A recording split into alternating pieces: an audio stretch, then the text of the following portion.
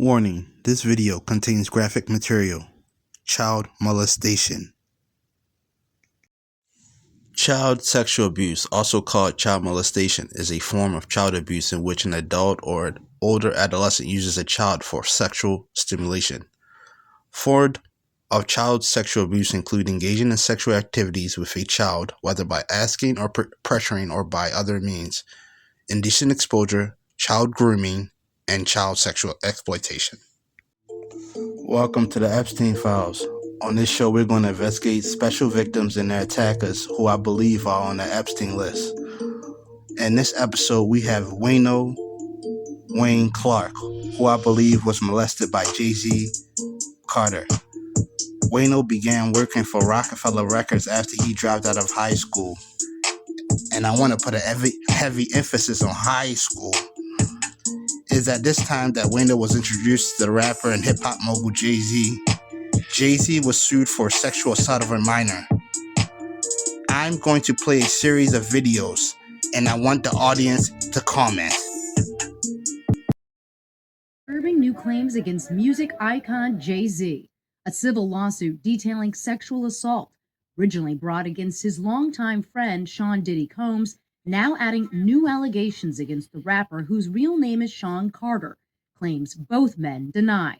The anonymous woman, who was 13 at the time, described in the lawsuit as being drugged and raped at an MTV VMAs after party she says Combs hosted in 2000. According to the suit, she recalls accepting a drink from a waitress that made her feel woozy and lightheaded before she says she was raped by Jay-Z and then Combs in a bedroom.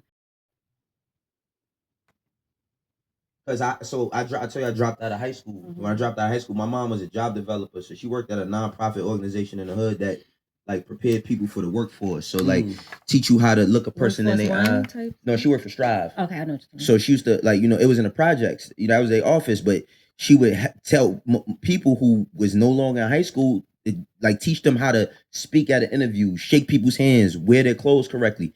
So my mom was teaching me all of that shit, and I dropped out of high school.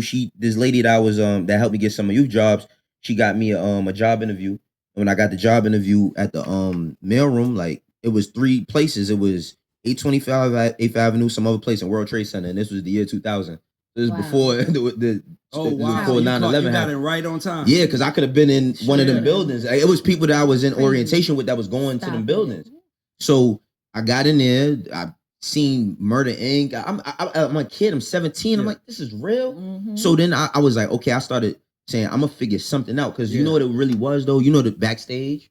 Yes, the documentary. Yeah, when I seen Backstage, that was the first time I seen myself on screen. Meaning like I seen Tata, and I was like, damn, I could be a nigga on the bus. Crazy. I seen Skane. I seen Skane the other day. I said, Skane, when I was a kid, I wanted to be you because you had braids. I seen so many representations of black men, and I was like, that could be me. Lenny S. Yeah. And then a year later, I'm fucking in the mailroom and I see their names on wall. I said, nah, I'm gonna figure this shit out. I'm good. I'm in. So, I ended up getting an internship, and it was nothing when I was in the mailroom for a year. I got fired. And then I got fired in the mailroom. I ain't never heard of that. I got fired because I did scamming. Hell no, I wasn't scamming. No, what I got fired for was because it wasn't no emails and none of that shit back then. So everything was paper. Yeah. And it was a box that was supposed to go to Def Jam. It was people contracts and shit. Yeah. And the dude left it in the freight area for me, and I forgot to pick it up, and they threw the shit out, and it was people contracts and shit. Oh, wow. So if you were signed to Def Jam and your contract went missing, it probably was because we know who did it. You know what I mean? Wow. But when that happened, I got I was cool with Shari Bryant. She had Rock Nation. Shout out to Shari. She was Carlene's assistant, who J. Damon Biggs' assistant at the time. And I just asked her, like, yo, I come, because I knew what my fate was if I did not have nothing to do. All of my homies is selling drugs and gang banging, and I was in a lot of shit that they was into, but I was like the kid that was like, man, take your ass home. Like, so let me ask you, so did they ever give you a hard time when you were trying to be in the music business? Absolutely. Yeah. I don't think you don't become me, anybody, without having a hard time. I was about to say my niggas was like, I remember one time my cousin was like, my barber. We used to be like, he was like my dad, and I stopped fucking with him because I went to the barbershop and I'm like, bro, last night I was hanging out and I met New Edition, da da da. And he was like, man, I want to hear New York family. Yeah. I hear that shit, nigga. You ain't got no fucking money. You ain't got no money. Yeah. Fuck out of here, nigga. Shut up. I don't want to hear that shit. Get your like. Don't come out tell me no story if you ain't got no money for me. Nah, it's And I just crazy. remember that shit. Because Like, we ain't have no social media. Mhm. So it's like when Rockefeller ended up being over and it was really over, I had nothing to corroborate my story. Oh, I had nothing to corroborate. I had nothing. No so proof. so like I'm and this is I kind of skipped over a lot. yeah. But when Rockefeller was over, I had to go get a regular job. And I'm sitting here thinking, like, damn, just a year ago, I was at Jay-Z birthday party with Beyonce, Kelly Rowland.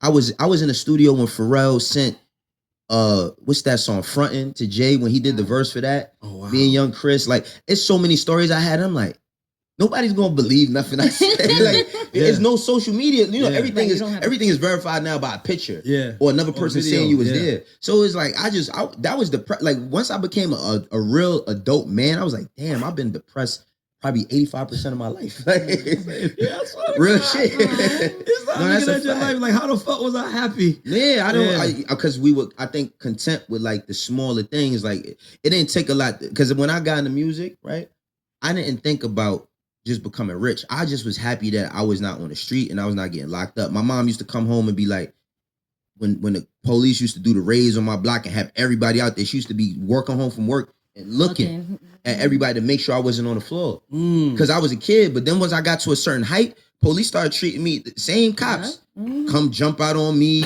grab me up, throw me. What? Yeah, bro. I lived on a crazy block. Precinct on your block. Yeah, and the precinct is right around the Right. corner. Like, Yeah. but it was a crazy, but it Crazy like, block. I it always was say crazy. blocks with precincts are the worst She, blocks. Yeah, it's she the love worst it. shit. She's so bro. You are making her day. Preaching on your block, nigga. I already Hey, listen, know. man, because Wait, she but I know had she a know where I'm question from. because you said that Mhm.